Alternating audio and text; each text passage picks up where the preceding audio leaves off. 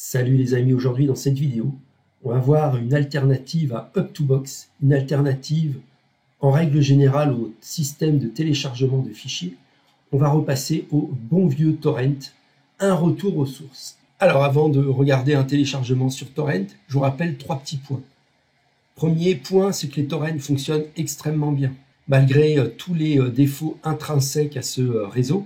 Le premier, c'est qu'il manque singulièrement de confidentialité. Et le deuxième, c'est qu'il est très mal sécurisé. Mais néanmoins, le réseau torrent fonctionne bien. Le deuxième préalable, il faut absolument passer par un bon logiciel de téléchargement torrent. Donc dans cette vidéo, on passe par QBTorrent, dans sa version 4.5.5, c'est-à-dire la dernière. Il existe beaucoup de logiciels de téléchargement torrent. QBTorrent est vraiment le meilleur. Et le troisième point, là vous voyez, je suis connecté sur un VPN, sur NordVPN. Tout simplement, si vous n'utilisez pas un VPN avec les torrents, 1, ça va très mal fonctionner, et 2, vous allez avoir de graves problèmes de confidentialité et de sécurisation sur ce réseau. Donc, je vais vous présenter un peu NordVPN, c'est essentiel les amis. Donc, nous voici sur le site NordVPN, celui qui nous permet de sécuriser nos téléchargements sur le réseau torrent. Alors, vous avez un lien sous la vidéo, profitez-en, en ce moment, il y a 65% de réduction sur, pour nous, le meilleur VPN 2023. Donc ne vous privez pas d'un excellent VPN et pensez bien que NordVPN va vous servir au moins sur 3 choses sur le réseau torrent. 1. En modifiant votre IP de connexion, il va vous permettre d'augmenter la sécurité et la confidentialité sur les sites de torrent, sur les forums de torrent, sur tous les référenceurs torrent.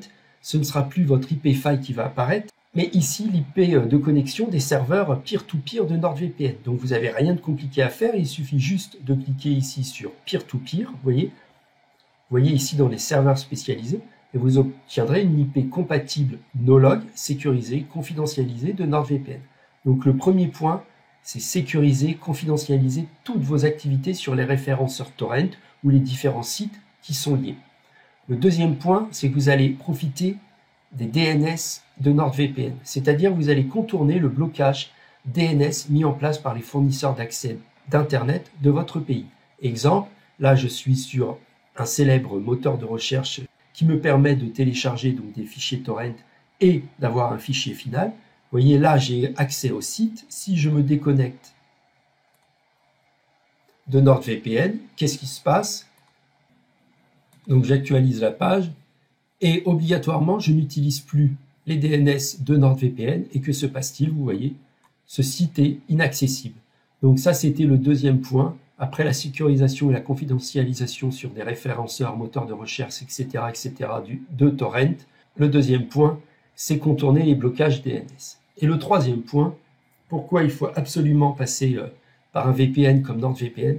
Tout simplement, c'est que sur le réseau torrent, tout est ouvert, tout est en clair.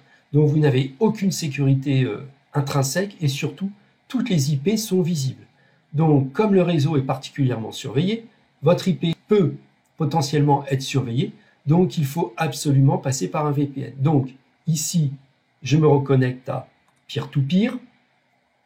Et maintenant, on va commencer la configuration donc, de NordVPN pour télécharger en toute sécurité. Et on va passer à la configuration de QBTorrent. Alors le premier point, vous allez dans les paramètres. Ici, vous allez donc Kill Switch.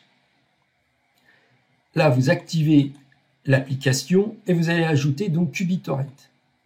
Il est ici, vous faites Ajouter sélection. Donc dorénavant, dès que le VPN se déconnecte, QBTorrent ne fonctionnera plus.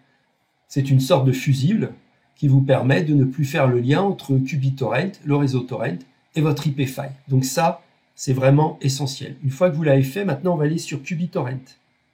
Nous voici sur QBTorrent, vous cliquez sur Paramètres et vous allez dans Connexion. Donc vous faites comme moi, vous mettez TCP et UTP, donc les deux protocoles de connexion. Là, vous pouvez laisser la redirection de port ou l'enlever, ça ne changera rien du tout. Vu que vous ne pouvez pas utiliser de port forwarding avec une redirection de port et d'un port ouvert avec NordVPN, donc ça ne sert à rien. Les vitesses, vous n'y touchez pas. BitTorrent, l'onglet BitTorrent. Ici, vous activez le DHT.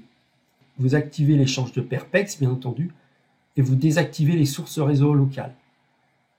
Chiffrement requis, et surtout, vous activez le mode anonyme qui rajoute une couche supplémentaire d'anonymat. Important ici.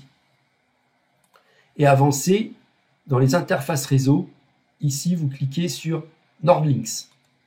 NordLynx, c'est le nom du protocole WireGuard qu'utilise NordVPN pour se connecter. Non seulement vous allez avoir une protection kill switch intégrée dans le logiciel de connexion NordVPN, mais en plus, vous aurez une protection de l'interface réseau de QBTorrent. Donc là maintenant, vous êtes sûr de télécharger en toute confidentialité, sécurité et voire anonymat. Donc on clique sur OK. Je clique sur myip.com, j'ai bien une adresse française, mon ISP est inconnu, c'est logique, et donc là maintenant j'ai une adresse compatible peer-to-peer, donc je vais pouvoir recommencer le téléchargement d'un torrent. Donc j'en ai préparé un, donc on va prendre ce fichier là, donc magnette download ou le torrent, c'est-à-dire le fichier, donc on va faire télécharger le fichier, on autorise QBTorrent. Là, on fait OK. Et donc, voilà le fichier. Et donc, vous voyez, les sources sont beaucoup plus nombreuses. C'est logique. C'est un fichier extrêmement connu actuellement. Et vous allez voir qu'il va se télécharger beaucoup plus rapidement. Et donc, vous voyez, je commence à avoir des bonnes vitesses. Donc, je suis à 4 mégas, 4,5. Ça augmente sans arrêt. Donc, bien entendu, le réseau torrent est facile d'accès. Il est très utilisé. Pour nous, c'est pas le plus rapide. On vous parle sans arrêt d'Usenet. Là, avec le réseau Usenet, je suis 30 fois plus rapide pour le même fichier. Donc, j'aurai 30 fois plus rapidement. Donc, n'oubliez pas, passez au réseau Usenet. Là, je vous ai fait une petite vidéo sur les torrents. Donc là, bien sûr, j'augmente de vitesse. Donc, je passe à 10 mégas. C'est logique. Plus j'échange le fichier, plus les vitesses sont rapides. Donc, ça reste quand même relativement moins rapide que le réseau Usenet. Mais ça fonctionne très bien. Et vous voyez, le réseau torrent a encore de beaux jours devant lui.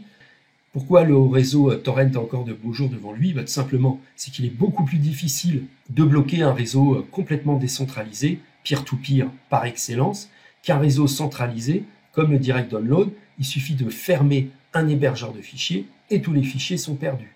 Alors que là, malgré les blocages DNS, malgré les fermetures, il reste un réseau extrêmement utilisé.